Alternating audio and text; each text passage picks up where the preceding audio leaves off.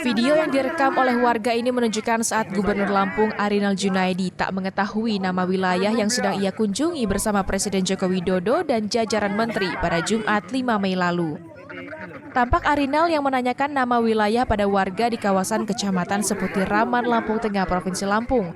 Sontak, video ini pun viral di media sosial dan kembali menjadi perbincangan oleh warganet.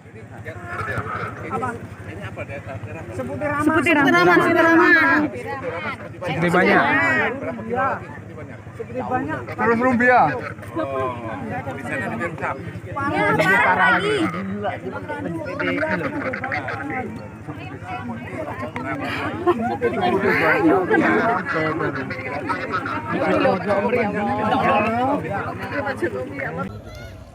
Diketahui Presiden Joko Widodo berkunjung ke Provinsi Lampung untuk melihat langsung kondisi jalan rusak yang sebelumnya viral di media sosial.